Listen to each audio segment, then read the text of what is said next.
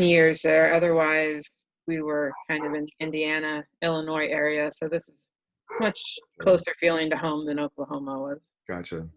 Yeah, no, my other side of my family was like out in western Oklahoma, like where the joke, but it's only kind of a joke, is like if you remember the Grapes of Wrath, it's like the Jode's neighbors that didn't move. That's kind of the part of Oklahoma they live in. There's an awful lot of Oklahoma that's like that.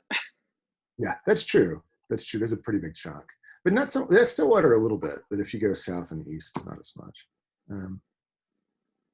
There's lots of folks coming in. All right, we're right at 5 too. So hi Garrett, we've emailed, and Garrett and I have talked. Ed and I have emailed, and other folks are coming in. So I don't want to try to go through the list in case there's a ton of people.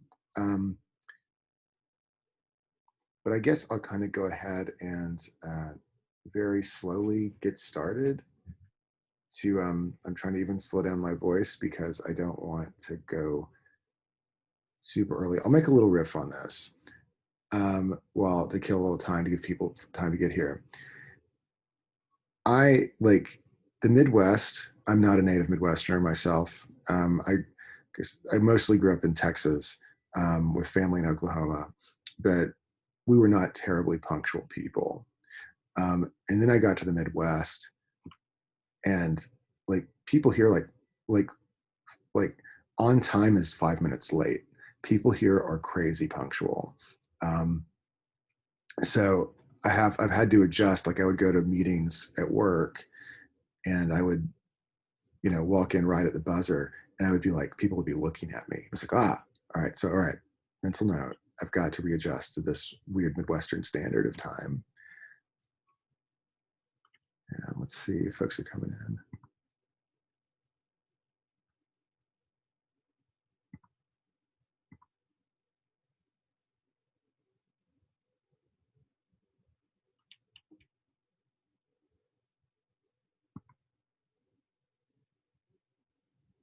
Well, I guess I'll kind of get started a little bit. I'll at least pull up the PowerPoint and start talking with some introductory things.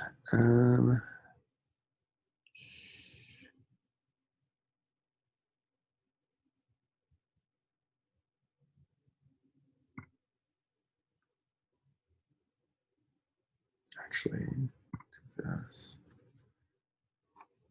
Stop and show.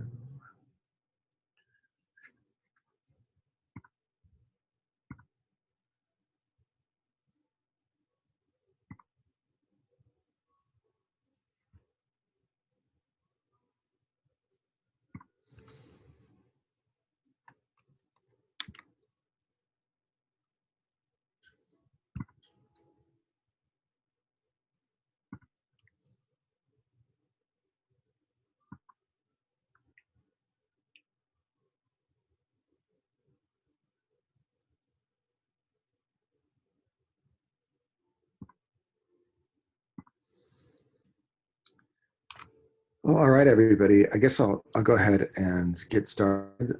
My name is Ben Brazel. I direct the writing program at ESR, and I'm the ESR side of our MAT degree, which is a partnership with Bethany, which is, you probably know, is our partner our seminary that's just across. It's like a 15-second walk from our building, so they're super close.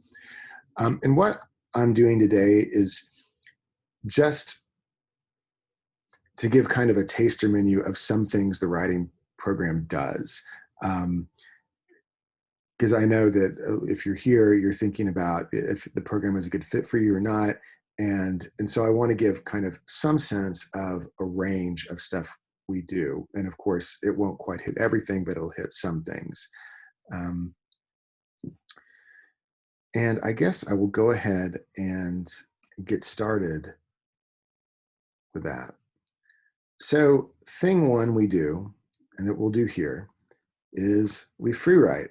Now, not all the time, not every class, but it is something we do. And so to get us started in a class about writing that you're coming into cold, I'm going to have us free write. And it has here, this is a reminder for me, don't let me forget to tell you about the rules. If you're interested in a writing program, you've probably done this before, but the rules of free writing is to keep going. You don't stop, you don't edit, you don't go back and like be like, could I have said that better? Did that sound dumb? No, you just keep going. Because the whole purpose is to try to turn off the internal like censor, critic, editor, the person who yells at you and tells you're not very smart or that that was a bad sentence. That part of you needs to go away right now. It needs to go away. So just keep typing, keep your pen moving, whatever device you're using, and keep going and do a brain dump. If you get stuck, just be like, I'm stuck, I'm stuck, I'm stuck, I'm stuck, and eventually you'll break through. And you'll start writing something different. Just follow your thoughts where they lead, and don't worry about it. So those are kind of, and the other thing about free writing, I will give some folks an opportunity to share if they want, but there is no requirement to share. So you don't have to think about, should I say that because will he call on me? If you don't volunteer, I'm not going to call on you to read it. So don't sweat it. Those are the rules. So what we're going to do though is sometimes when I free write, I'll read something to kind of prime the pump, like a good piece of writing to get you thinking, to kind of get an idea in your head or kind of a rhythm, or get you kind of feeling the rhythm that a writer gives us. So I'm going to read from a guy named Tim O'Brien, who is one of the best known chroniclers of the Vietnam War, and probably his most famous and certainly his most anthologized short story, but it's also the name of his book, is called The Things They Carried. So what I'm going to do is read a pretty long passage to you. I mean, I'm going to go for like, probably at least 5 to 10 minutes. And then I'm going to ask you a question or a prompt to start you free writing. So you don't need to know the prompt yet. Just relax, just enjoy the words, and I'll be back to tell you what to do in just a second. But this is The Things They Carried by Tim O'Brien. First Lieutenant Jimmy Cross carried letters from a girl named Martha, a junior at Mount Sebastian College in New Jersey. They were not love letters, but Lieutenant Cross was hoping, so he kept them folded in plastic at the bottom of his rucksack. In the late afternoon, after a day's march, he would dig his foxhole, wash his hands under a canteen, unwrap the letters, hold them with the tips of his fingers, and spend the last hour of light pretending. He would imagine romantic camping trips into the White Mountains in New Hampshire. He would sometimes taste the envelope flaps, knowing her tongue had been there. More than anything, he wanted Martha to love him as he loved her, but the letters were mostly chatty, elusive on the matter of love. She was a virgin, he was almost sure. She was an English major at Mount Sebastian, and she wrote beautifully about her professors and roommates and midterm exams, about her respect for Chaucer and her great affection for Virginia Woolf. She often quoted lines of poetry. She never mentioned the war except to say, "Jimmy, take care of yourself." The letters weighed 10 ounces. They were signed Love Martha, but Lieutenant Cross understood that love was only a way of signing and did not mean what he sometimes pretended it meant. At dusk, he would carefully return the letters to his rucksack. Slowly, a bit distracted, he would get up and move among his men, checking the perimeter. Then at full dark, he would return to his hole and watch the night and wonder if Martha was a virgin. The things they carried were largely determined by necessity. Among the necessities or near necessities were P38 can openers, pocket knives, heat tabs, wristwatches, dog tags, mosquito repellent, chewing gum, candy, cigarettes, salt tablets, packets of Kool-Aid, lighters, matches, sewing kits, military payment certificates, sea rations, and 2 or 3 canteens of water. Together, these items weigh between 15 and 20 pounds, depending on the man's habits or rate of metabolism. Henry Dobbins, who was a big man, carried extra rations. He was especially fond of canned peaches and heavy syrup over pound cake. Dave Jensen, who practiced field hygiene, carried a toothbrush, dental floss, and several hotel-sized bars of soap he'd stolen on R&R in Sydney, Australia. Ted Lavender, who was scared, carried tranquilizers he shot in the head outside of the village of Tonkay in mid-April. By necessity, and because it was standard operating procedure, they all carried steel helmets that weighed 5 pounds, including the liner and camouflage cover. They carried the standard fatigue jackets and trousers. Very few carried underwear. On their feet, they carried jungle boots, 2.1 pounds, and Dave Jensen carried 3 pairs of socks and a can of Dr. Scholl's foot powder as a precaution against trench foot. Until he was shot, Ted Lavender carried 6 or 7 ounces of premium dope, which for him was a necessity. Mitchell Sanders, the RTO, carried condoms. Norman Bowker carried a diary. Rat Kiley carried comic books. Kiowa, a devout Baptist, carried an illustrated New Testament that had been presented to him by his father, who taught Sunday school in Oklahoma City, Oklahoma. As a hedge against bad times, however, Kiowa also carried his grandmother's distrust of the white man, his grandfather's old hunting hatchet. Necessity dictated. Because the land was mined and booby-trapped, it was standard operating procedure for each man to carry a steel-centered, nylon-covered flak jacket, which weighed 6.7 pounds, but which on hot days seemed much heavier. Because you could die so quickly, each man carried at least one large compressed bandage, usually in the helmet band for easy access. Because the nights were cold and because the monsoons were wet, each carried a green plastic poncho that could be used as a raincoat or ground sheet or makeshift tent. With its quilted liner, the poncho weighed almost 2 pounds, but it was worth every ounce. In April, for instance, when Ted Lavender was shot, they used his poncho to wrap him up, then to carry him across the paddy, then to lift him into the chopper that took him away. Okay, ...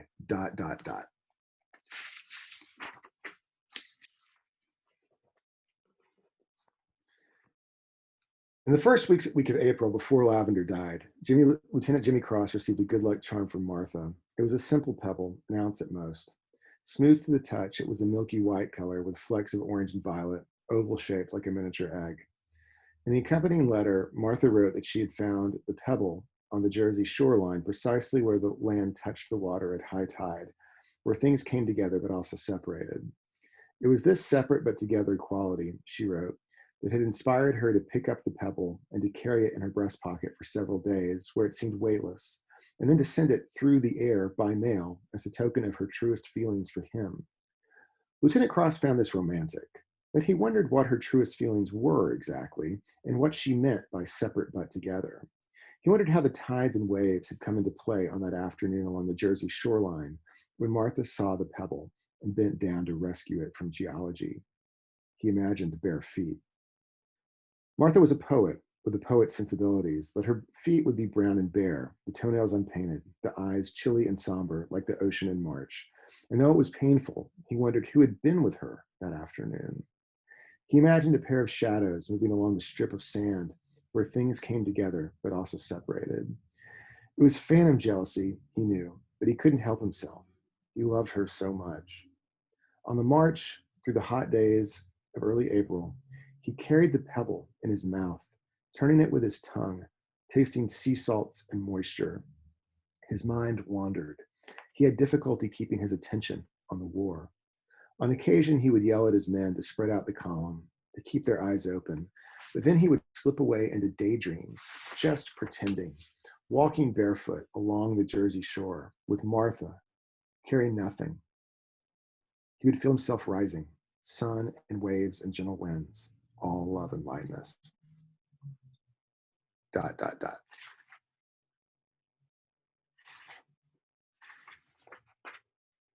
They carried all the emotional baggage of men who might die. Grief, terror, love, longing. These were intangibles, but the intangibles had their own mass and specific gravity. They had tangible weight. They carried shameful memories. They carried the common secret of cowardice barely restrained, the instinct to run or freeze or hide. And in many respects, this was the heaviest burden of all, for it could never be put down. It required perfect balance and perfect posture. They carried their reputations. They carried the soldier's greatest fear, which was the fear of blushing. Men killed and died because they were embarrassed not to. It was what had brought them to the war in the first place. Nothing positive, no dreams of glory or honor, just to avoid the blush of dishonor. They died so as not to die of embarrassment. ... And then this will be the last section. They shared the weight of memory. They took up what others could no longer bear. Often they carried each other, the wounded or weak. They carried infections. They carried chess sets, basketballs, Vietnamese English dictionaries, insignia of rank, bronze stars and purple hearts, plastic cards imprinted with a code of conduct. They carried diseases, among them malaria and dysentery. They carried lice and ringworm and leeches and paddy algae and various rots and mold. They carried the land itself, Vietnam, the place, the soil, a powdery orange dust that covered their bodies and fatigues and faces. They carried the sky, the whole atmosphere. They carried it, the humidity, the monsoons, the stink of fungus and decay. All of it they carried. They moved like mules. By daylight, they took sniper fire. At night, they were mortared, but it was not battle. It was just the endless march, village to village, without purpose, nothing won or lost. They marched for the sake of the march. They plodded along slowly, dumbly, leaning forward against the heat, unthinking, all blood and bone, simple grunts, soldiering with their legs, toiling up the hills and down into the paddies and across the rivers and up again and down, just humping one step and then the next. Um, but no volition, no will, because it was automatic. It was anatomy, and the war was entirely a matter of posture and carriage. The hump was everything, a kind of inertia, a kind of emptiness. Dot, dot, dot. They carried their own lives. The pressures were enormous. In the heat of early afternoon, they would remove their helmets and flak jackets, walking bare, which was dangerous, but which helped ease the strain. They would often discard things along the route of march, purely for comfort. They would throw away rations, blow their claymores and grenades. No matter, because by nightfall the resupply choppers would arrive with more of the same. Then a day or two later, still more. Fresh watermelons and crates of ammunition and sunglasses and woolen sweaters. The resources were stunning. Sparklers for the 4th of July, colored eggs for Easter. It was the great American war chest. The fruits of science, the smokestacks, the canneries, the arsenals at Hartford, the Minnesota forest, the machine shops, the vast fields of corn and wheat. They carried like freight trains. They carried it on their backs and shoulders. And for all the ambiguities of Vietnam, all the mysteries and unknowns, there was at least the single abiding certainty that they would never be at a loss for things to carry. And so the query is for writing, what do you carry? And so we'll give that, what you carry. And again, the idea is just to keep writing. Don't stop. Don't edit. Don't worry about it. Follow your thoughts. If your thoughts jam up, say, I can't think, I can't think. Keep going. What do you carry? And I'll give that probably a little more than 10 minutes. So I'll tell you when to come back. Don't worry about it. See you in a second.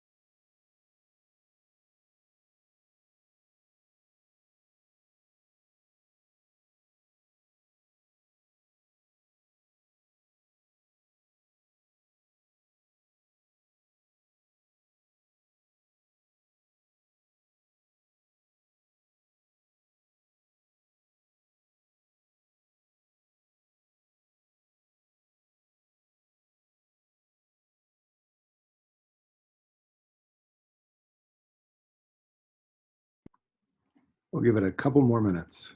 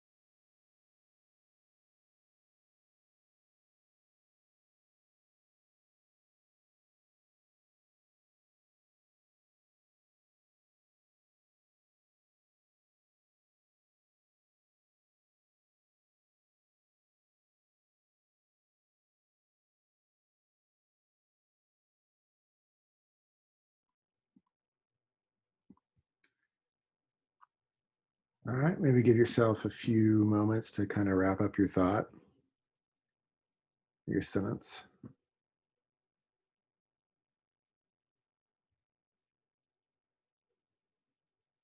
And then, as promised, there is no pressure for anyone to read anything.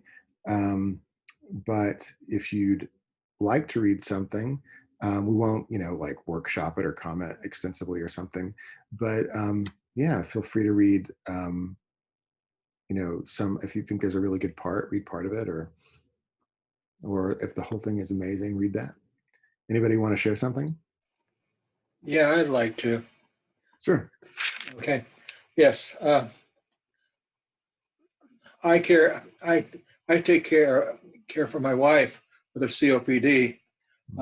She for 20 years has been breathing harder and harder, but always uh, uh, has fun with it, with her hose on her oxygen tank. She puts on lights as she goes out, according to the seasons: orange for Halloween, green for Christmas, no, green for St. Patrick's, red for Christmas. And she taught to her year, still teaches online, but when she was teaching in school, she'd sometimes forget, and her oxygen would collapse, but her students took care of her. She recently needed a doctor appointment because her oxygen was not staying up. She needed a new tank, but have to wait 2 weeks, 2 to 3 weeks. And then I became the cook, and I go on with all the kind of cooking I had to do, and I don't cook. So, especially meatloaf, which was a disaster, trying to get it hot enough. So that's kind of where I started. Right on. No, I mean yeah, that's right on it. So thanks. Appreciate it. Anybody else want to share something? Go for it. I will. Garrett.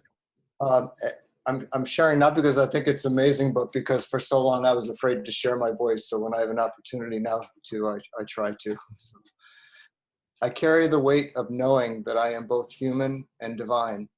I carry it in my bones, which have known 3 times what it is like to be told I have cancer.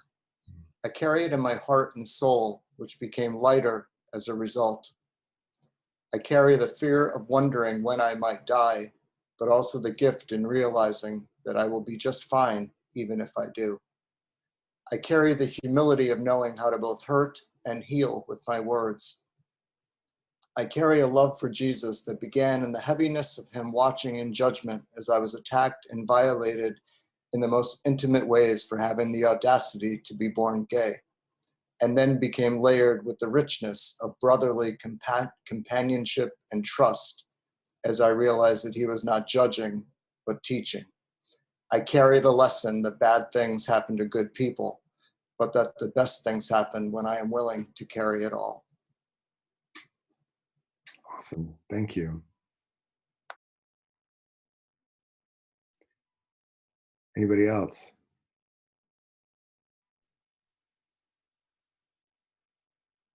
I'll read.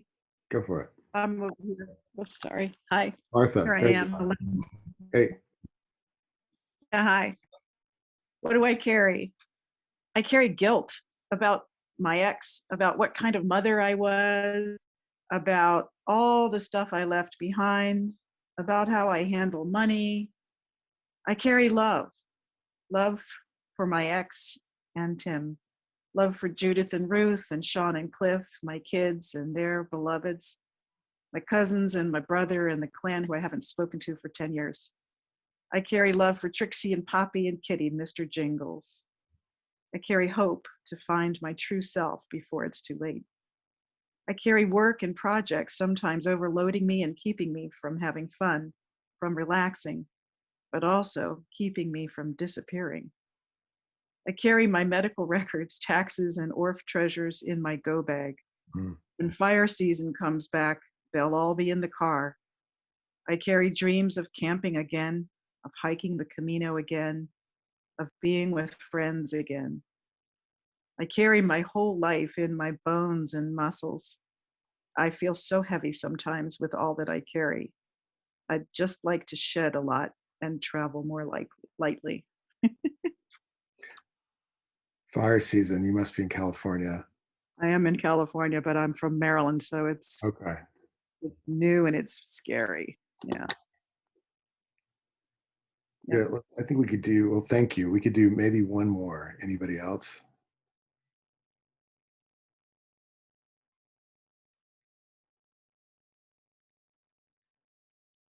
Going once, going twice. All right, moving on. And also I noticed, I don't know if you could hear it while I was trying to read that, all of a sudden this music started behind me. And I was like, what? I didn't order a soundtrack. And it was because my son's Minecraft video game is on in the background. And I was like, what? Yeah, what is this? Greg, Oh, so Greg volunteered. I had volunteered too, but I don't need to go. Greg volunteered. okay, go for it. Sorry, I missed somebody. There you go. Hey, Craig, I see you waving now. Greg, not Greg. I'll pass, thanks. Oh, okay. Donna, do you want the slot? I'll do it. It's kind of longish and boring. It's not poetic. I was doing better when I was writing when you were reading on them, but I never move through space without a heavy bag. When I go on trips, I travel heavy with items for every contingency. I carry excess, and yet it doesn't seem so. I take home with me. I often wonder what I will take in an emergency, a fire, a medical need to go in an ambulance. What would I take? It is always too much. In a fire, pants, tops, nightgowns, lotions, makeup, cat food, dog food. Well, certainly I would burn to the ground by then. If I am taken in an ambulance in the dark of night to the hospital, I would grab at least a nightgown, well, maybe not. And then my anxiety rises at the thought of having to tell someone where to find all this things I choose to carry or would choose to carry. Yeah, even when I go to the grocery store, my purse is heavy, a burden to carry. I would like to travel lighter, be lighter, but what if? All those what ifs. You know, in the final trip out of this life, I will not be carrying anything. Makes you think. Mm-hmm. Sorry. No, thanks. Yeah, thank y'all for sharing, and thank you for writing with it. I mean, this one's pretty evocative for lots of folks. So yeah, and to think, we had, the really specific, the medical equipment for Samuel's wife, to the much broader guilt, shame, and then relationships. So all these different kind of angles. And thank you all for for sharing that. Um, let me kind of continue and put the PowerPoint back up again. So we free write was one of the things we do. And that leads me into the next one. Like, we attend to process. We don't always talk about it all the time, but like, writing isn't just one thing. It's not just one mental activity. And so we attend to process. What I mean by that, and to borrow, this is the method in madness, is borrowing from a book that actually anthologizes the Tim O'Brien story I just read, Alice LaPlante, The Making of a Story. That's her way of putting it, for saying that writing uses different parts of your brain. You know, on one level, like, writing is generative. Like, you're generating stuff, and this is what she calls intuitive madness. Like, it's not, you can't sort of pre-formulate it. It's not, you can't do it on an Excel spreadsheet. You know, it doesn't come in an outline form. You have to kind of associate and follow your hunches and see where it's going and play. One of the things I say in most of my classes is that at some level, this should be play. You should be playing hard. Like, this is, you know, if it's a sport, it's one you really practice. You should play hard, but it should be play. It should be playful. So writing can be a tool of generating and understanding your own thoughts and ideas. For me, and I think for other people, some of the stuff I've been most proud of has been where there was like an itch I couldn't quite scratch, like something I didn't quite get. It was bothering me, or something about a reaction I had to something I didn't quite understand. So I chased it. Like, I sort of chased it by writing.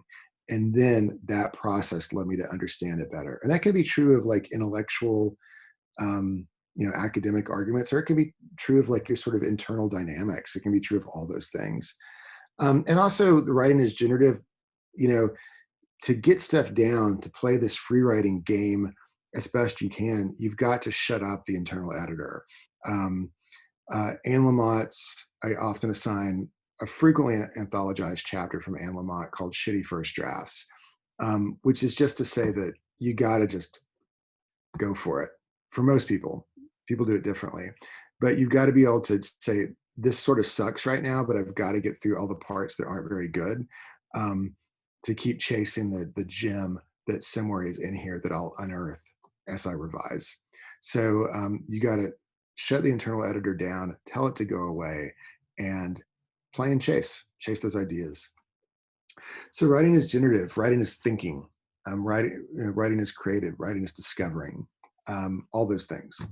But the next point there is that purely private writing, like writing just for you, can be a spiritual practice. I mean, I don't think, if you're in this session, you probably know this, but it's a way of like looking into yourself and into the world and into the world around you, with as much inquisitiveness and self-critical capacity and self-love too that you can muster, and explore what's really going on and ask for wisdom. So purely private writing, journaling, can be part of your, you know, part of a spiritual practice, and is for many people. This is where I make a pivot, and this is kind of part of how I think about our program too, is that writing, the program is called the Ministry of Writing program. So writing that ministers, that does something in the world, is also sort of inescapably public performance, which is to say, if you're not just writing for you, you're writing for other people. It could be a small public, you know, it could be just your family, for example, but you know, you're writing for other people. And that means that you know, things you could just kind of let go when writing is just generative, or it's just a spiritual, or not just, but it's a spiritual practice that's for you. You have to take that material and apply craft to it. You have to think about the technique, the grammar, the proofreading, the style, how it flows, how it sounds, like sometimes who the audience is. So we attend to like those craft elements. Writing is a craft that can be practiced and that can be learned. And this is the left brain part. I think I always mix up the different parts of the brain. I think the left is the analytical part, but this is the left brain part, where you're You're doing the mechanics. Sometimes I liken it to playing Tetris. Like I play Tetris with words when I edit. I try to make them fit. Hopefully, you know, Tetris. Tetris is the video game from back in, I'm probably precisely dating myself, but you manipulated the blocks to fit perfectly. And if you got the perfect row, you got rid of that one. It's like Inca architecture, if that's a better example. It fits so precisely that you can't fit a finger through it, a fingernail through it. So we work on that. We work on those craft aspects. So in the spirit of a sampler menu, let's talk about craft a little bit. And we can first do it with discussion. You know, of course, I'm assuming here that you think Tim O'Brien is good, but I don't know, and you may have read this before, but listening to it, like, what makes it, if it is good, what makes it good? What can you steal, not in the sense of plagiarize, but what can you learn from this guy about what makes writing, something that can make writing sing? Anybody just jump in, just unmute yourself and go for it. We'll figure it out. List of things that people throw away, all those details of the hand grenades and getting them tomorrow. Mm-hmm. It's a list of things people throw away, the details. Yeah. Someone else. I think there's power in the repetition that he uses, just going the long walk through the list of things that he gives, and then each one of those things have meaning more than what they are as well. Yeah.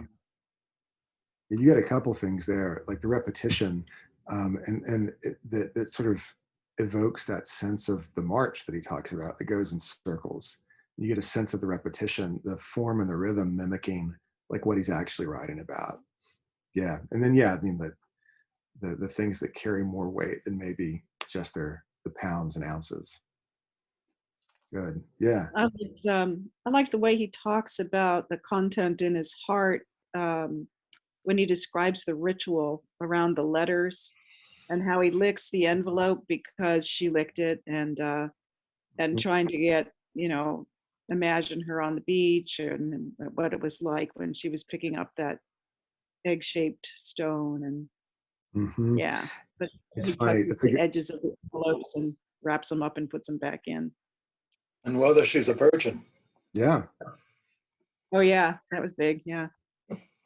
You know, the thing from this story, I mean, I remember, I've looked at it enough times that I remember different parts of it now, but the number one image I remember from the story is the pebble. I always remember the pebble that he carries in his mouth. Mm. Anybody else? Just Well, jump. there's kind of the contrast between being a soldier and then being human. And somehow you're not supposed to be so human.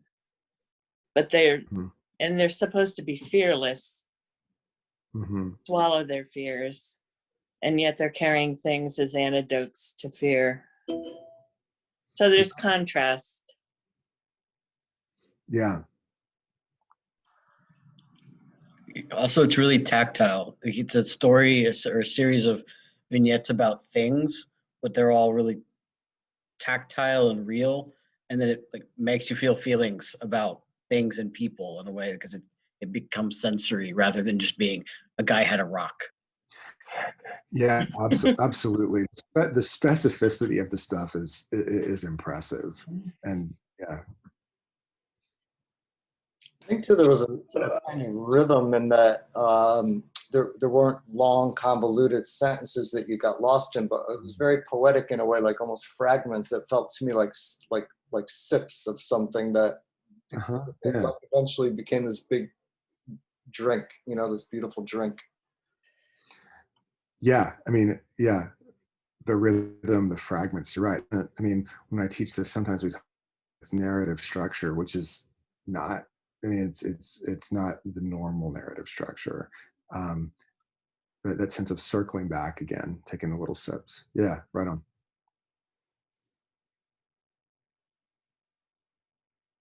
Kind of a freedom of death, a confidence. We're all going to die. I mean, they're right there going to die, and kind of that. It kind of frees. Throw away your flak jacket. Later, maybe you won't need it anyhow.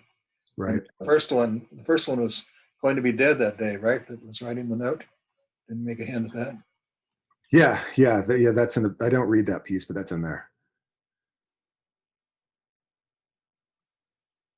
I like the way he described the uses of the tarp. I think it was a tarp, Mhm, and mhm. he's like processing the death of Lavender, I think the guy's name was, and how the tent can I mean how it can be a tent and it can be a cover, it can be a raincoat, and it can be a means of moving a body. Right. And so like the association of all the different things that experience can make an object mean. That's Yeah. right on that. I think y'all are on most of the main things. I mean, this is in a chapter I teach on writing with detail, and that's what's one of the multiple takeaways of this story. That is probably the most obvious one. Is like this is a story based on literally based on the idea of the things they carry. What can you tell about a person by what they have in their pockets or their backpack? What does it mean? Because all those specific objects aren't there accidentally. They reflect some calculation in some part of the person or some part of the forces that impinge on that person. So to use those specific tactile objects to show that gives him space, I think, to then use those bigger words. They carried memory, they carried their fears, they carried the fear of embarrassment.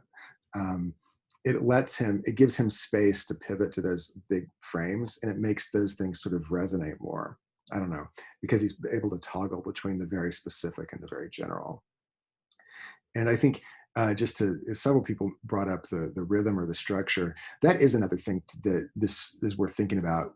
I didn't give you enough material to think with yet, but rather than kind of the classic story arc, this has a modular structure, which you can learn that you don't always need a story arc in the traditional sense to tell a great story. So that's one thing you can take from it. And in a class on story writing, we talk more about ways you did that. So we talk about craft, and I'm just going to do, this is going to seem a little dull maybe, but I just want to include this because what we do the evocative stuff, but I also do some very nuts and bolts craft stuff.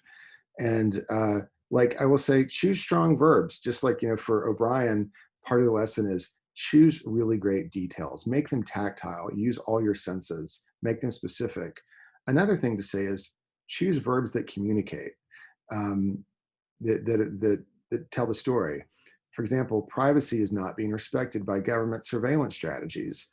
That's a passive voice, which we won't get into in this particular session, but it's also bland. It doesn't tell you exactly who's doing who's acting and in what way. And so the government ignores privacy concerns. Government surveillance erodes privacy. Privacy withers as government surveillance expands. All of those verbs are active and they say more and they give a clearer sense of exactly who is doing what. That's a pretty pedestrian kind of example though. I wanted to read, and you can think with me as you do this. This is, I will give you a hint. This is my not so great rewrite from a passage by Annie Dillard, an essay by Annie Dillard. So here's my not so great rendition of it. Suddenly, he was turning the wheel so the plane was turning over. A second later, we were upside down. There was this unbelievably loud roaring sound, and we were against the side of the plane really tightly because of the unbelievable strength of the amazing force. Even in my body, I was powerfully feeling how much force was in that turn. When I was looking up, the ocean was way above my head, and the islands were there too. Just briefly, anybody see some things they would change from this sentence or from this paragraph? You can make an observation, but also point us to a specific.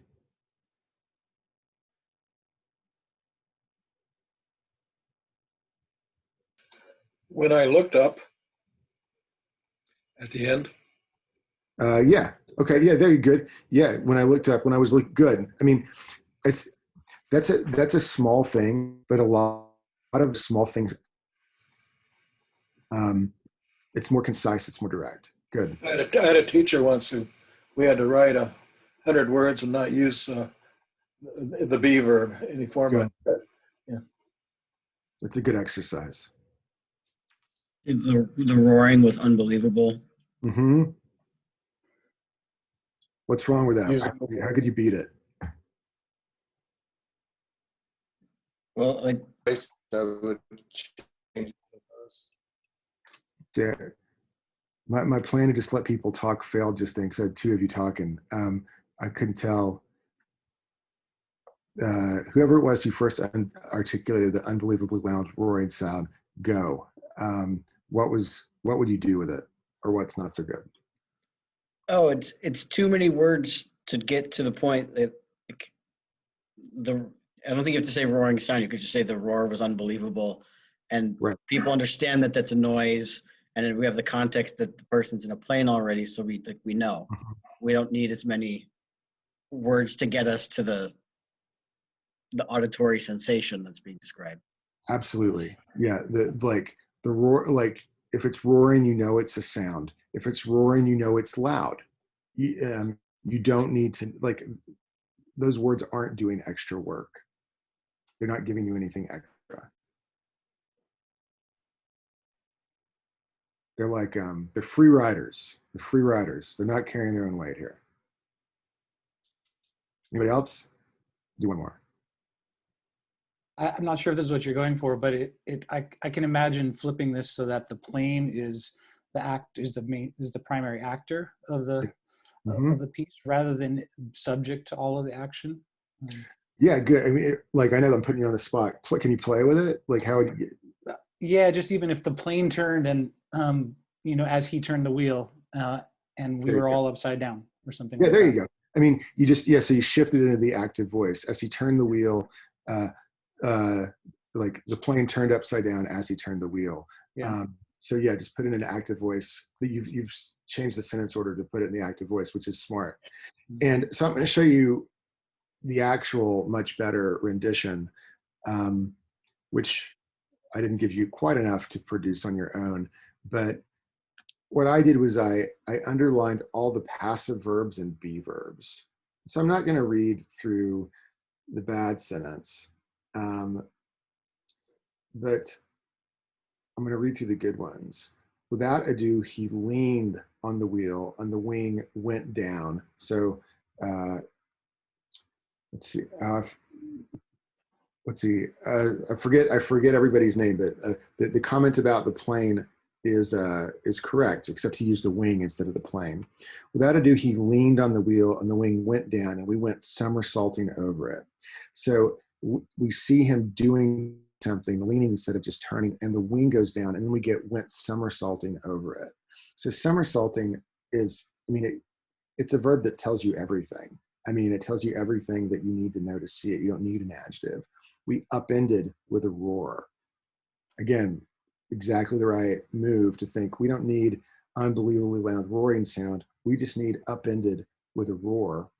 And we got rid of, a second later, we were upside down. There was this unbelievable, we get rid of two sentences there with we upended with a roar, and they're much more descriptive. We stuck to the plain sides like flung paint.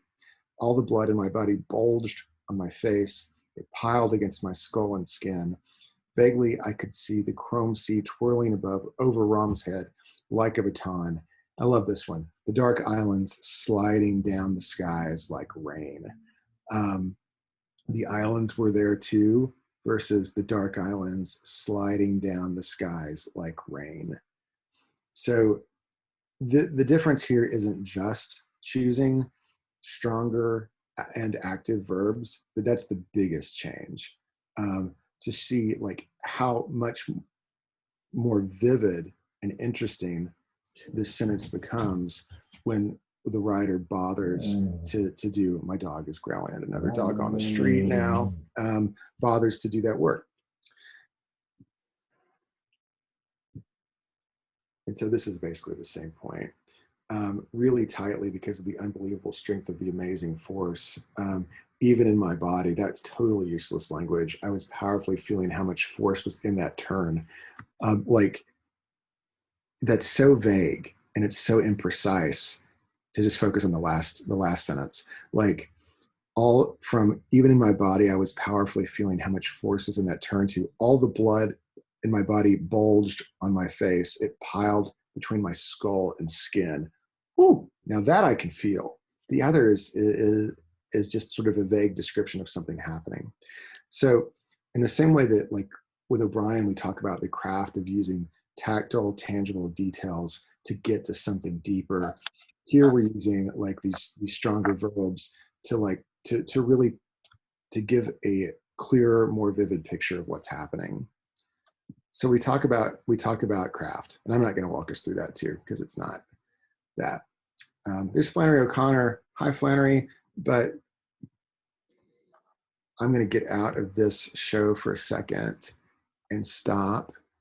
And we're at 5:57 because we're going to change directions here in a second. And I wanted to just kind of check in, see if anyone has questions or thoughts so far. In the second part, we're going to talk about story. And we talk about craft, we talk about, we free write, but we also talk about story and other forms in different ways, including how to use them in the world, as well as how to write them in a fun and entertaining way. So that's where we're going to go in the second half. I want to take a pause here, and maybe I'll give you like 3 or 4 minutes if someone needs to like go to the bathroom, and I'm just going to sit here and hang out for like 3 or 4 minutes. If you need to go, we won't do anything for that time and come back. So yeah, thoughts, questions, you kind of go anywhere with this time.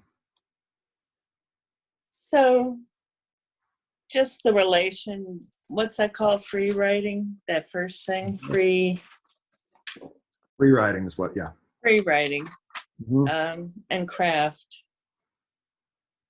Because I haven't had formal training as especially a fiction writer, I am very light on craft. I know when I took some free community courses from IU East Writing Program, it was without critique, but slight critique was more detail. But anyway, the relation between do you see free writing as just getting started and then apply craft, or what? Or you get good at craft? Yeah, that's in the right direction. I mean, the first thing to say is that like writers do this in lots of different ways. I mean, some books kind of give like, a formula for how you do it, and that doesn't actually exist. Like, different people do it different ways. But I find that what is commonly true and is mostly true for me is that if I'm worried too much about the craft while I'm trying to come up with something, like, it takes up too much of my bandwidth. And so I'm too busy worrying about the active verb and commas and all that, and what, people who are, politically different than me might say, or something like that, that I lose the level of immersion in my own like thought process and my own creativity. And so it throws me off. So often I need to like get a bad first draft out and just like generate it. And then I go back and I apply the analytical side. I switch from like the right brain to the left brain. You need both parts. I mean, like, there are times where, like, I feel like, if you've done this long enough, like, or if you do it really regularly, like you're a journalist and you're on deadline all the time, you get to where you can kind of do both things at the same time. But for more creative stuff, it's tough. So I think most people do need to separate those two, the generative moment, the creative moment. That moment often needs to be separate from the more analytical moment where you think about, how do I tighten this and make it do what I want to do? And there's all kinds of, and a lot of what we do in the different classes is think about, give you different like mental tools to think about craft. Like, what makes for like a classical good story arc? How can you structure this essay differently? like, why isn't this working? And so we do some of that. But yeah, that's basically how I see the relationship. And probably you need to know the rules before you break them, not Yeah, just that's what I ignore think them. too. I mean, like, I am, for those of you who've done writing classes before, I have been through the Strunk and White, elements of style stuff about being precise and concise. Precise and concise is a bit of a mantra for me. I've also been a journalist and been trained as a journalist. Then I had one of my main PhD professors was a historian who was a real stickler for precise language. So I've gotten this from lots of different angles. But it's also true, though, that that's a stylistic choice, and not everybody ultimately wants to write like that. And so you really can tell the difference between somebody who's made a stylistic choice to be a little to be a little more free with words, and someone who just is sloppy. I mean, that comes across. I mean, there's a guy I really like named Brian Doyle, who's a recently deceased writer out of Portland, who wrote these beautiful short little pieces that were like prayers, and that guy just multiplied adjectives all the time in a way that I would never do, but they were beautiful. And Brian Doyle could write a different sentence if he wanted to. He just didn't want to, but he knew what he was doing. But yeah, so yeah, and you should have that gear. And then if you don't want to be in it all the time, no, that's fine. But it's worthwhile to develop those capacities. Yeah. I think we need to meet your sidekick really quick. Oh, my girl here? Yeah. Hey, this is Naina. Naina, hey, girl, come here. Hey, look, you're on camera. Hey, oh, there you are. Aw, sweetie. Nice girl, yeah. Okay. This has been my coronavirus partner for like a year now. So we spent a lot of time in this room. Thanks, man, for asking. I think we've had about 5, and we can get started with something new. Anybody else just want to throw kind of a question out there?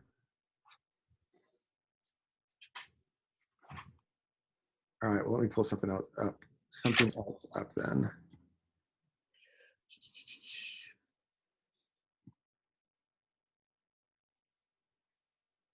I think this is what I want.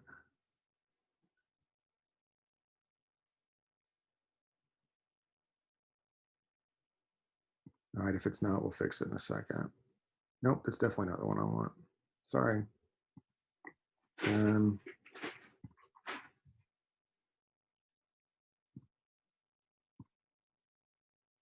Weird. All right, just a second. Let me see if I go to a different window. Are you seeing the one that says stories do work? Or Tips for storytelling. there you go. That's what we want. Good. All right. So what I want to do is start here. And the idea basically here, I need to be able to hit play. Slideshow, play from start, is, we talked about, we free write, we think about process, we talk about craft, but we also think about what story does. And I'm hoping that this is going to be the PowerPoint that I was wanting, because I shortened one for this, but we'll see if it is or isn't. So what does story do? And the first thing I want to start out with, and I'll tell you a little bit about what this is. Like, I think, spoiler alert, one of the things story can do is to help build community. And so it's been totally postponed because of coronavirus, but with some help from the person in the background who's your host right now, Krista Moz, and others, I started this kind of storytelling series in Richmond, Indiana, where we live, that tries to draw in as diverse of community members as we can. And so I just want to share the beginnings of one of those stories with you. This is the first story that anybody ever told as part of this program. This guy's name is Dave Jetmore. He's a local doctor. So let's see if it's going to let me start. Is it going to let me start, Dave?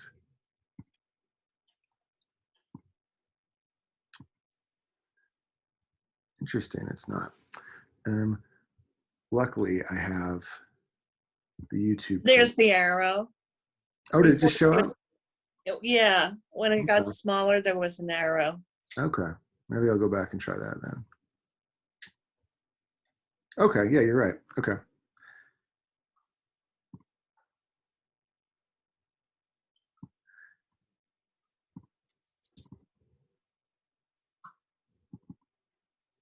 Well, I'll tell you what I'm going to do. I'm going to stop this and we'll come back to it. And I'm just going to show it to you in YouTube. And I want to control where you, in some ways it's easier to do this by just sending you the link in the box, but I want to control where you drop into it. So let me share again. Okay. There he is. There he is. You guys got it?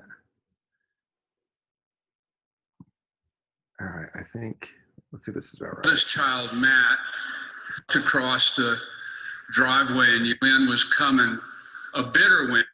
Okay, so to set this up, it's a cold winter's day, and a much younger version of this guy is home with his kids, and we'll let him take it from there. And from the west, it was drifting.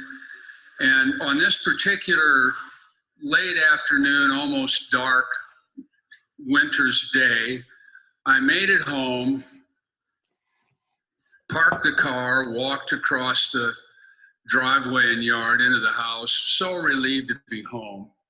I had my oldest child, Matt, who was probably 11 or 12 at the time, who was there. And my wife had gone off with the other 3 children to Christmas shop. It was about a week before Christmas, maybe even closer.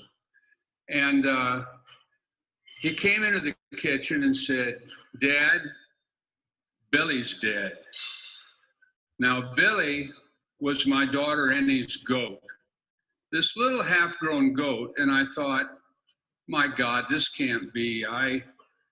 Surely, maybe the goat's just sick. So I put my coat on, Matty put his coat on. We go out to the barn, and sure enough, this goat is literally stone dead.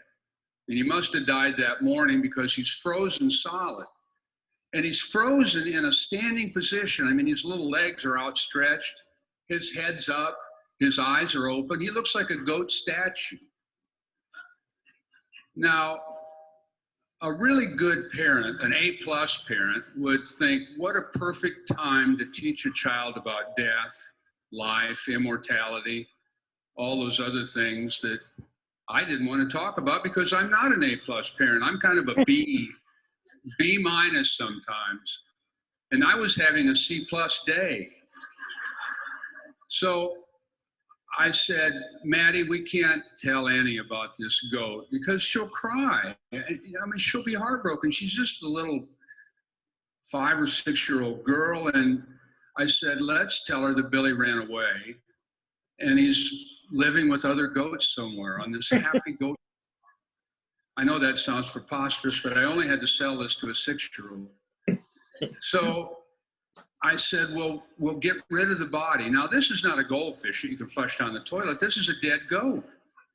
So there was a tile spade laying there. So I said, all right, let's stop it. Let's stop it there. And the promise I make to you is that we will hear the end of the story. This is also a technique that I use. I'm giving you the old cliffhanger here. I've set you up. Hopefully, I've got you hooked with the dead goat, and you want to come back and figure out what this guy does with the goat. So we'll be back. Don't worry. But I also want to use that to lead in to where we left off before. What story does and what we can do with story. But pause that for just a second. And let me, I want to play this from the slide.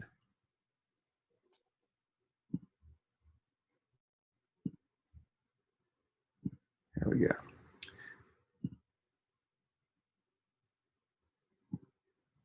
So like, as I came to this job, not being like a narrative theorist, but someone who'd worked as a journalist and a freelance writer and had a religious studies PhD background, I started thinking about story. And what I noticed is that like, not just as story everywhere, we talk about story all the time. We talk about political narratives, media narratives, narratives that are racist, narratives that are liberatory. Advertising uses narratives. Brand narratives are a big thing. Personal coaching uses narratives. And then there's all these different disciplines, from psychology to theology to critical theory to narrative gerontology, that use narrative. And I sort of, at some point I thought there was some place where this was all coming from. But no, it's just that lots of different disciplines have thought really closely about story, what it does, and have drawn on it. So the really sophisticated hypothesis that I came up with was that stories do work, which was the premise of a class that I just taught for the first time called Applied Storytelling. But let me phrase this as a question back at you all to just get a few ideas. Like, what can you do with stories? I gave some of it away. But what can you do with stories?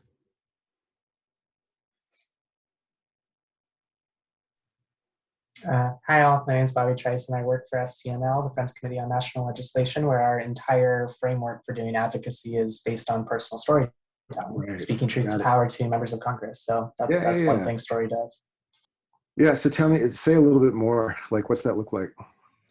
It looks like drawing on like narrativizing parts of who you are into a cohesive message that is impactful emotionally and psychologically and is compelling for the staffer you're talking with or whoever in that congressional office you're talking with, in a way that just uncontextualized statistics and facts might not be. Right. You're an identity and you're a person who this issue has a story about this issue. It gives it a face. Good. So advocacy is one major way you can use story. Nostalgia. Yeah, good. Say more. Okay, I'm old, so I read obituaries on women I've dated in the past who have died. And one's from Richmond. I dated somebody for 4 years there, and my sister sent me her teenage love, and sent me her obituary and brought back sentimental memories. And also then her husband, I followed her husband. Her husband died 2 years later. So then I followed his. And in fact, they were both lifelong members of the Wayne County Coon Society, hunting the raccoons, I guess. So it was, but I do that a lot. Looking at my age, you look at obituaries. Yeah, I mean, I think like social media would be, although, I'm old enough that I have had people that I went to high school with who've died. Yeah, I think that has to do with identity too, I think. Yes. What you remember. Nostalgia is all about remembering moments that mattered to you, to who you are. Right on. Anybody else want to throw one out there? Entertain. Oh, for sure. Yeah. Yeah, I think David is a good example of that. Yeah, he's not only a doctor, right? He does acting at the local community theater. So yeah, this guy is a master. The guy I'm showing you is a master story. I lived on his property at one point when I was in Richmond. So yeah, good guy. So we got a few things out there. They help us remember. They can do work for advocacy. They can entertain. And we're honestly hitting some of the major threads. And I think Bobby hit this one for us. Well, really, no. So I'm like, I can't see everybody's names in this view, so apologies. Samuel, I think, mentioned this one too. You like, what can you do with stories? I mean, stories, you can define yourself. And in fact, at least according to some psychological theories, this is kind of the way you do it, almost organically, maybe necessarily. Stories define who we are as individuals, or claim to. Stories define who we are as collectives. So I put these out here in this PowerPoint as claims because, you know, we gotta. I feel like you gotta argue for this stuff. I can't just tell you and expect you to go with it necessarily. So the claim, anyway, for lots of these theories that I kind of glossed quickly on that slide with all the text, is basically that when it comes to individual identity, you effectively are the story you tell about yourself. I mean, when people ask who you are, you almost always, you know, wind up with a story. I mean, I can give my role. You know, my role is that I'm a professor at ESR. But if you want to know much about me, you know, I grew up in Texas, and I grew up, you know, I was a Baptist in Texas. Then I went to school, and my religious journey changed. And then I started to tell you a story about what's brought me to be who I am, because in some sense, I can't understand my identity without knowing how I got to it. Yeah. And one thing to add here is that experiences are just data. Like, life doesn't come to us in like units of meaning or as stories. Like, life comes at us as a big crazy torrent of experiential data that we somehow have to sift until it like comes into some form of sense for us. We have to filter some things out and understand how to, you know, what, you know, a given moment, you know, a given experience means. So from this perspective, we write, or at least get to edit our stories by virtue of what we include, what we center, what we keep out, what we think are the things that made us, the experiences, the cause and effect trajectories that made us who we are. But you're not the sole author of your story. You're not just like making, you know, pulling your identity out of the ether. There's more, you're working with kind of materials you're given. And this is the collective bit, right? And stories bind us, bring us together. And bind us can mean bind us in the sense of like tie you up where you can't escape. So stories can bind us for ill, right? We're born into this world that necessarily writes stories on us. Like, if you're a person of color, you know, a young Black man, you know, and lots, you know, the world has written a certain kind of story onto you about who you're likely to be. We have scripts, how things kind of naturally work and how they should work for different contexts and social locations. You know, if, you know, the easiest ones for me is like growing up in Texas, like if you're a guy and somebody like insults you, you better stick up for yourself or you've been diminished. And so like, that's like kind of a toxic masculinity narrative, but things work by you. That's the way things naturally worked. And there's scripts for how you should respond if you're in a certain group. It binds us together as a certain group. Or like, that's just how it works for people like whoever that is. You know, anytime someone is using a sentence like that, or that kind of sentence is implied, they're being bound by a story about people in that category. They're being grouped with it, which can be very, you know, obviously very harmful. But I think we less commonly, you know, as I think most of you know, ESR tends to be somewhere on the left end of the spectrum, center left, or further. But stories bind us for good too. And we talk less about this, but I draw the example I use a lot. It comes from a guy named Walter Brueggemann, who's a Hebrew Bible scholar. He says story unifies us via a shared world of values and symbols, oughts and mays, of requirements and permissions. And he uses the example of the Torah, which is like, you know, for him, the Torah is a story of Israel, and the key moment is the Exodus from Egypt. Who are we, you ask? well, let me tell you a story. We're the people who, you know, who were led out of Egypt by Moses across the Red Sea, the Sea of Reeds, and wandered in the desert, came into the land. And so you get this story. So who we are, we're a story. And the values that are contained in that story, like faith, perhaps like a sense of having been slaves at one point and wanting liberation, like all of those things, those values arise from the story. And so the story binds you together into a shared moral community.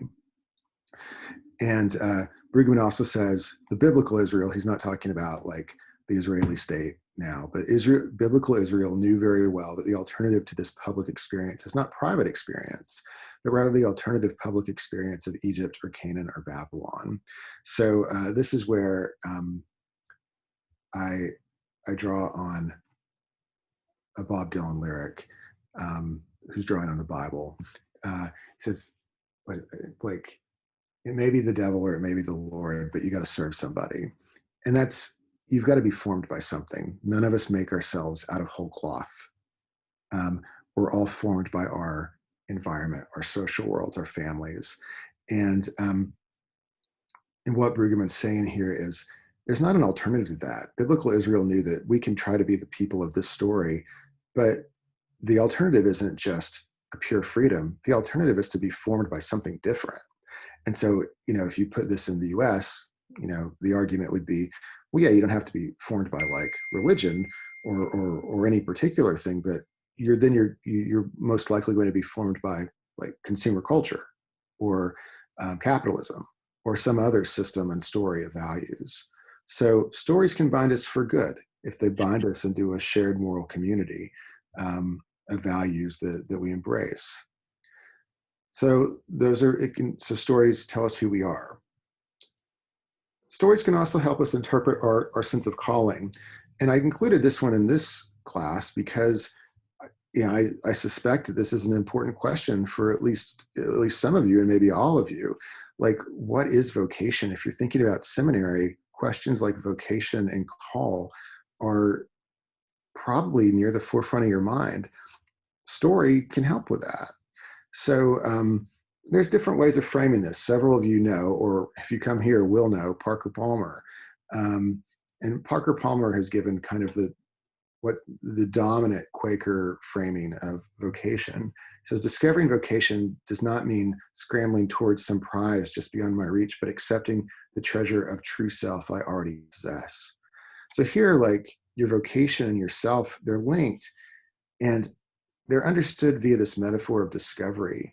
If you just sit quietly with yourself and slough off the expectations and the stories from society and the things you think you have to be, if you listen closely, you can find that truest self that will lead you into the vocation that organically you should be doing. So that's one account. And I very much like Parker Palmer, and I'm not really trying to argue with him, but like a different account is that you might understand vocation more narratively. Your call can be understood as continuously co-authoring a life with God, you know, interpreted, you know, according to your particular, you know, faith. And here the self and vocation is understood via metaphor of writing. You know, it's not that you dig deep and find it, but like in dialogue with your deepest values or your deepest faith, you're constantly writing it and in conversation with those things. So this is a little different theological anthropology, which is a theological anthropology meaning just a theological account of what it means to be a person, of what it means to be a human being. So story can help you can use story to think about what it means to be discerning a call or discerning a vocation. I'm not going to do a lot there, but and this is closer to what FCNL does that we just heard about. We can use story to build more just communities, and this is something that I've done. I really like this model, and I talk about midwifing stories. So to break, build, and weave stories of us, depending on kind of what needs to be done. And one model that I've used when it comes to this is if y'all know, if I don't know if you're familiar with Dave Eggers, who came on the scene late 90s with a heartbreaking work of Staggering Genius was the name of his memoir. Great book. I love that book, but has gone on to write a bunch of books, a bunch of novels, but also to create this kind of a do-gooder publishing empire called McSweeney's. It's also really funny. But this is the serious side, and they have an imprint called Voice of Witness. And what they do is they go and interview people involved in these different justice or human rights situations. They interview them, they transcribe the interviews, and they edit them into first-person narratives that read, cleanly and understandably and tell the story. So that's that midwifing I'm talking about. Like, what was it like to live like in Colombia, during civil war and displacement? What was it like to live under occupation in Palestine? Just like FCNL goes and gets stories, that's what Voice of Witness does to say, here is what it's like to live that story from the ground up. So you wind up getting a different kind of history that's a ground up version of history that shows you what's at stake for normal folks. So I think that really can be work for justice. An example that we did in my applied storytelling class, in the picture, that really big church is the Riverside Church in New York City. It's a famous, it's kind of an important progressive church in the an important beacon of progressive Christianity in American history. Like Martin Luther King Jr. gave his Beyond Vietnam sermon there, but like lots of people have preached on justice issues there. I won't tell you the whole story about it because it's a little bit complicated, but what we did, I had a student who had been a member there, and we were doing during coronavirus, and so everybody was locked down. We needed a project, so via her, we connected with their senior league, and did kind of oral histories with the people who had been in that church, who were older and been in that church, some for just a few years, but some for lots of years.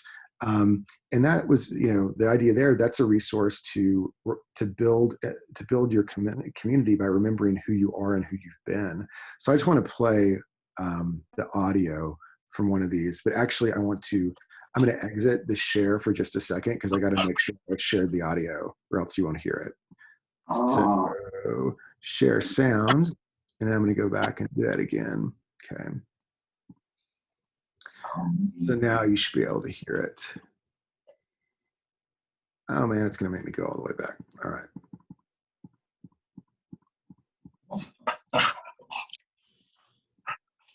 Here we go. I liked the way I was greeted. I liked the way I was treated. And it wasn't as if, because white folks have a way of getting one black person and making a pet out of them. I wasn't greeted or treated as a pet, because that had happened at some other churches. So I felt comfortable there. And I went for a few years, and then I decided to join the church. Joining Riverside did not mean Mrs. Stanford found it perfect. Church leaders and Sunday ushers were almost entirely white. The disparity motivated a group of Black Riversiders to organize the Black Christian Caucus. Mrs. Stanford joined them as change was beginning. One Sunday, one of the Black Caucus members put on white gloves and walked down the aisle and became her own usher. We're talking about a woman of color. When she came walking down that aisle, because that had never happened at all. Oh, she had on a red dress and she wore white gloves. And it was something you should have seen. You should have seen that congregation's face. And she became the first female African-American usher. So that was the turning point in the church. All right. So that was just, one person we interviewed, but like race and thinking about racism has been important to that church for a really long time.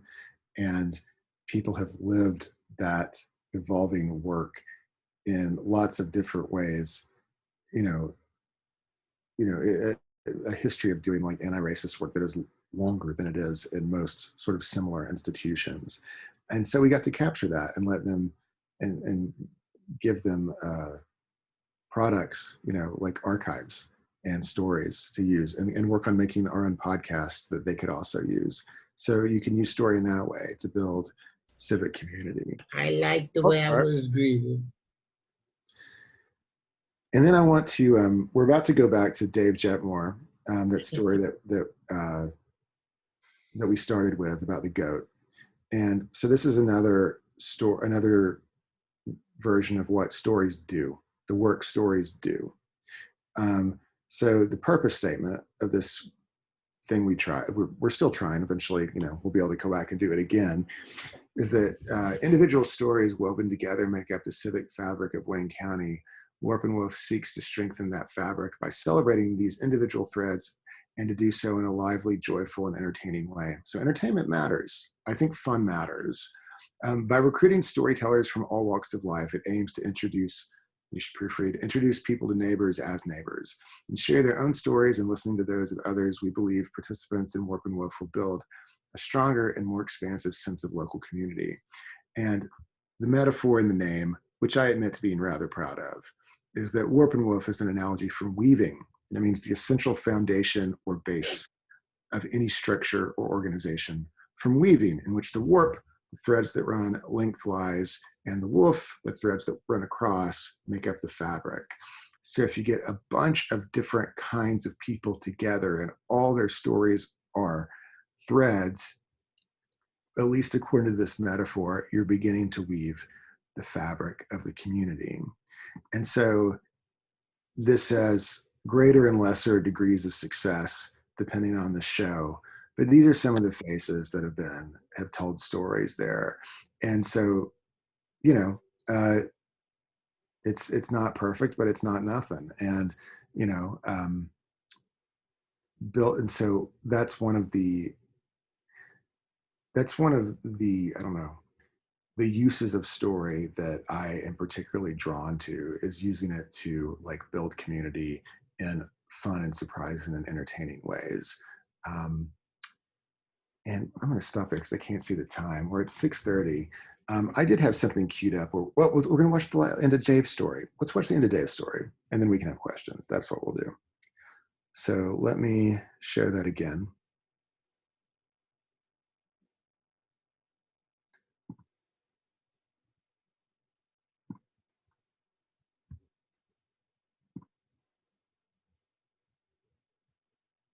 We have time to just watch the end of it, so we're going to watch the whole thing. I said, let's go out behind the barn, we'll dig a hole, bury the goat, tell Anna the story, and all will be well. So I scraped the snow away from the ground and went to dig the tile spade in, and the ground's frozen solid. I mean, it's like trying to dig a hole in a sidewalk. So I thought, my God, if I get a pick, it's going to take me 2 hours to bury this goat. Plus, I got to dig a big hole because I can't fold his legs up. They're frozen stiff. So I thought, maybe if I just get the goat out of sight, I mean, there's all this snow around. So I start the truck up and turn the heater on because we were freezing. And I put the goat in the back of the truck. And I'm looking for a place to throw out this goat. And I come over a hill, and I said, Maddie, go in the back of the truck. I stop the truck. He goes around, gets in the back. I'm talking through that little window they have. I said, when I roll down this hill, I could see this little group of trees, this little group of cedar trees. And I said, grab him by the back leg and fling him out into those cedar trees. Well, when I give you the signal, so we roll down the hill and I lower my arm and I see out of the corner of my eye this goat flying, and the wind's coming. The goat kind of makes a chandelle and just lands head down in a snowdrift. It's just his butt and hind legs sticking out horizontally. And I thought that wasn't the effect I was looking for. I wanted better concealment. So I thought, the truck stop, I put the blinkers on, I climb out, climb over this barbed wire fence, wade down to the snowdrift and get this goat. Because I knew, sure enough, my daughter would ride in the school bus and recognize this goat butt sticking out of the snowdrift. So I didn't know what to do, what to do with this goat. So I almost made up my mind that I'd tell the truth, which was a last resort. And I'm out in the country when I come to this little country church. It's a beautiful little country church surrounded by snow. And there are no houses around, just this church. There's a graveyard behind. And in the front of this church is a nativity scene. And it was beautiful. There was the baby Jesus in the middle, and then there was Mary and Joseph with the baby. And over here were the shepherds who were guarding their flock. They had their sheep. They even had a little burro. And then over here on the right were the 3 wise men who'd come from afar. And I noticed that the wise men only had 2 camels. And those camels were almost exactly the same size as Billy. So I pulled the truck off the road into the side beside that nativity scene, and 2 of the wise men, they had their hands up. They were holding these little rope halters from their camels. And the one wise man, he just had his hand up. It was empty. So we dusted Billy off, cleaned all the snow off of him, and I crept around there and put him right with that wise man. I think it was Balthazar, the one that came from Egypt with the myrrh. And his outstretched hands perfectly fit that little goat beard. And Maddie and I got back in the truck, and I backed up and I just shone my headlights on it. And Maddie looked up at me and he said, "Dad, that's beautiful." And it was. That goat made that nativity scene. It was crying for a goat. And we were so happy. We were driving down the road, and the last I remember of this story, Maddie looked up at me and he said, "Dad, do they allow goats in heaven?" And I said, "Maddie, if they don't allow goats in heaven, I ain't going." And he said, "I ain't either, Dad." We didn't really realize the theologic implications of what we'd said, but it made us feel loyal to Billy. No man or goat left behind. Thank you.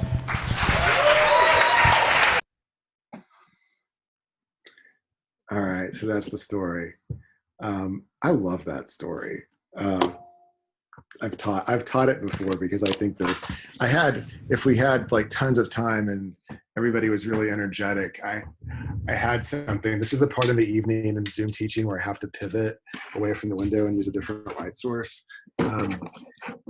Yeah, I mean, I have like a lesson drawn up about like using that as an example, like breaking it down into why it works and to think about story arc and that kind of thing. But we only got 20 minutes till 7, and we should just hang out and talk and ask questions if you have them. So we're not going to do that. So we'll just we'll call it right there, and yeah, and let you. So I mean, like the purpose of this again was less to teach any particular thing than to kind of show a little bit of a range of stuff that we try to do in the writing program. You know, we try to help people generate material. We try to help them craft, material. And think about the process. And then just, we work in different genres. The one that I featured here was story, but there's also kind of creative nonfiction and essay and spirituality writing. But we write it, and then also we think about, the stuff that writing can do in the world, not just story, but opinion writing, and what it can be as a form of expression, but also how it can be a tool for making a difference. So that's kind of the arc that I wanted to play with in this presentation. And I'll stop there and see if y'all have any questions or thoughts, et cetera, et cetera, et cetera. So I have one you might not want to answer. I lived in Texas 40 years ago. I just wondered, what area were you? I grew up in Texas. I lived there for a while.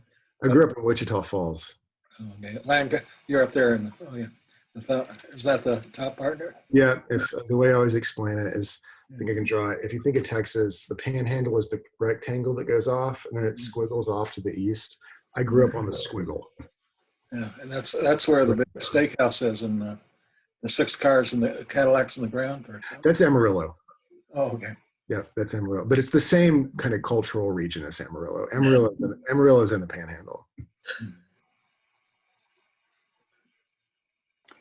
I'd love to hear you just talk a little bit about what you understand or how you think about the writing as ministry sort of title. Yeah, no, I mean, like, it's tricky. I did inherit that one, but I've come to think about it in kind of different ways. I kind of do it via progression. Writing as ministry, assumes, and I haven't done this in a while, so I may screw it up, but it assumes several things, at least. On one level, it assumes that you have some sort of a value base from which you seek to do something in the world.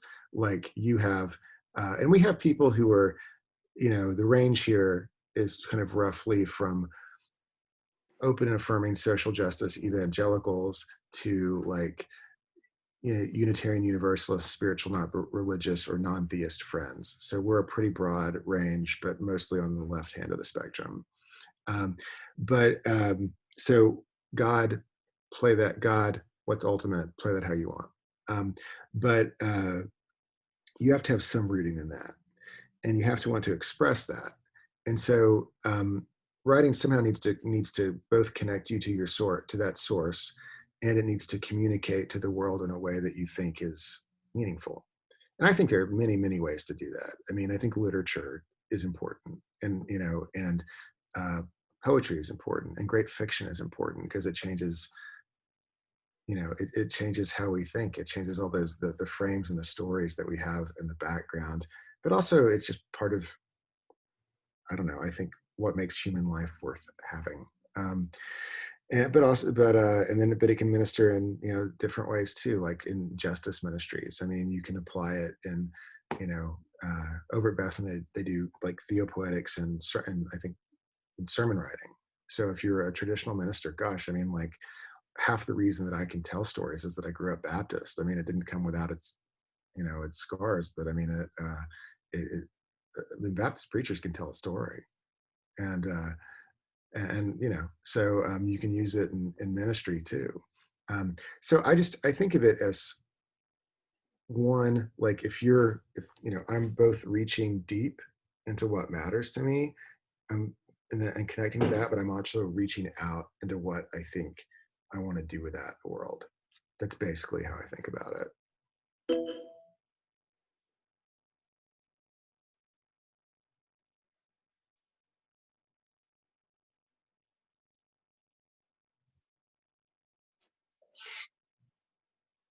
Others, don't be shy. Just jump in.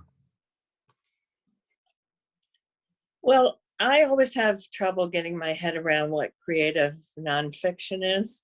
Mm-hmm. I always think that might be a place for me, but isn't really this a true story somewhat embellished as with narrative? Is that creative nonfiction? The reality is most creative nonfiction is a little embellished, but so are most stories anyway. That's not the distinction though. It's like nonfiction, I mean, it's true stories told with literary skill.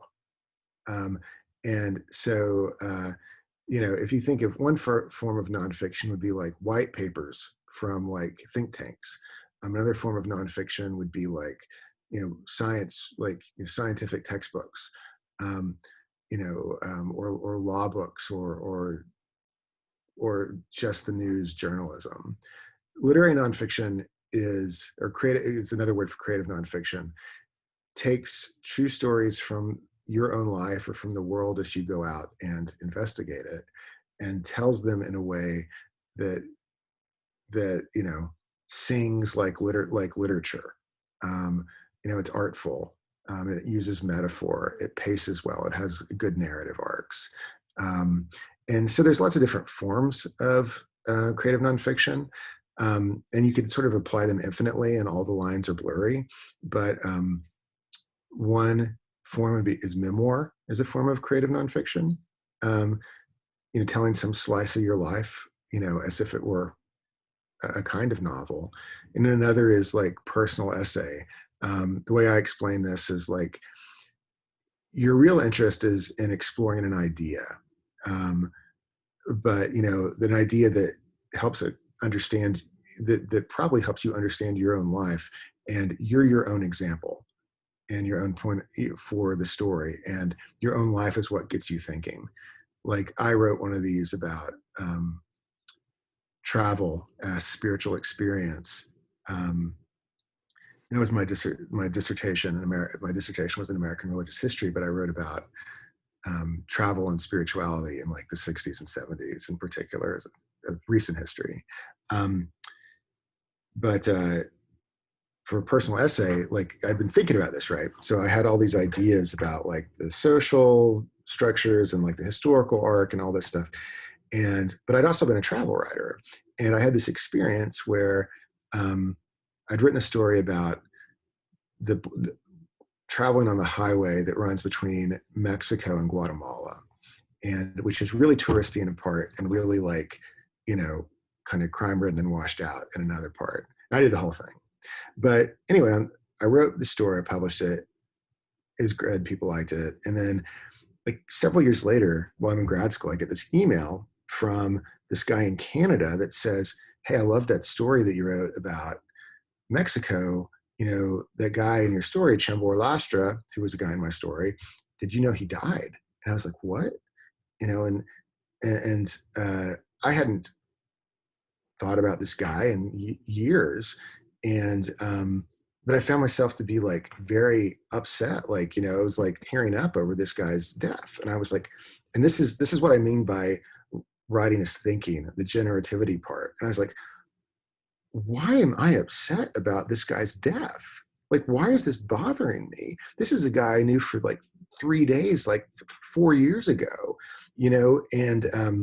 and so I started to research it. Like, social media being social media, I was able to like reach out to people and figure out what happened. And this guy, he drowned.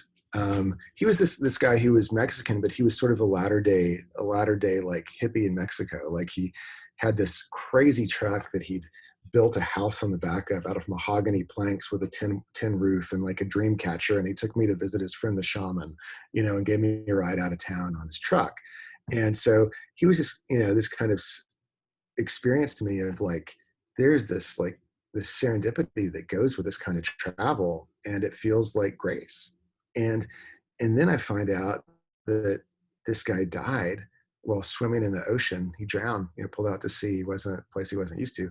And anyway, what I wound up thinking my way towards was like, there was something true, but also something not true about how I thought about travel, which was, I didn't realize that like some of the graces in travel exist only because you only see a very thin slice of history. You only see these sort of luminous moments. You don't see the arc or the social context or these other things. And so my story with this guy is the entry point. That's the nonfiction. It's all nonfiction. But then I tell the story of my experience with this guy, my experience learning about his death, my experience researching his death, and my experience of thinking about why it bothered me. And I eventually come to like what it sort of falsified for me in some way. And so that's a personal essay. My own experience is entree into like a bigger question that interests me. So that's a kind of not creative nonfiction. There's also flash nonfiction, which is prose poems, like really, really short like taking 3 minutes to read pieces. There's hermit crab essays. I love these, where you inhabit a form that's not supposed to be literary, and then you inhabit it mischievously to tell a story, like a corporate memo or a lab report. But if you read it, you use that tone and voice, but then you just tweak it into something really crazy. The one that I've played with this is like in church bulletins, we'll often have the column that's like from the pastor's corner. I've kind of played off and on for years with a short story that's entirely comprised of from the pastor's corner columns. They go increasingly off the rails. So yeah, there's lots of forms of it, but yeah, it's true stories told via artful literary technique. You just remind me of you said hermit crabs? Yeah. Okay, yeah, my wife drowned one in applesauce accidentally. That could be a story. Maybe worth writing about. It's a good McSweeney's tactic from what I've read. Yeah, for sure. McSweeney's is amazing. You know what? McSweeney's is a great example of that. I mean, and theirs is this weird form of, it's kind of an essay. Is it fiction or nonfiction? And who cares? But they're brilliant with it. Yeah, sure. I'd love to hear. I love the example you told about Riverside Church. I'd love to hear other projects that your students have worked on, or just kind of some examples. I mean, the big one for me, and like when I started here, it's been 8 years now, so I've had some time, but like my PhD was in like American religions and religious history, and I was teaching out of my writing background. So I had a lot of building to do. And so I'm only now beginning to kind of build out some things. But the main place and class where I've done this work before is I teach a class called Writing Mental Illness. And like I will spare you the not great details, but that's something that my family has lots of experience with. And one of the projects that we've done in that class is interview people who encounter mental illness from different directions via, if they've suffered from something and they're healthy enough to talk with us, we interview them, or we've interviewed a cop with relevant training. We've interviewed friends who've lost loved ones, and we do basically the McSweeney's voice of witness model. And we say, all right, here, and so we'll take here's your Q&A interview, you got to transcribe it, and then let's talk about how you turn this into a narrative that's usable. And we do that. And I mean, it's hits and misses, some work really well. I mean, the best one we've got, is, it's terrible, but it's a powerful story, is a woman whose friend basically thought God was constantly telling her to fast. And she eventually, starved herself to death. And in her religious community, almost everybody thought that she was just sort of following the will of God. And this person who was telling the story did not think that. And so her story of trying to help her friend is this story. And I've used that one in several contexts. But yeah, so that's the best example. We've applied for some grants for some other stuff, which we may or may not get. The Warp and Woof thing is a different incarnation of that. It's not the same thing. It's a different kind of project, but it's an attempt to use story to do community building. It's well attended, or it was before. Yeah, it's done surprisingly well. Yeah. They have it out in the community at, what would you call that place? It's like hanging out. Yeah, it's a bar that's too big for what it has. Too big of a space. That's kind of a nightclub that has little tables like a nightclub, except Richmond isn't the place where you have nightclubs. So and so we're able to use their stage and their lights and pull up little tables towards the front like it's a comedy club or something.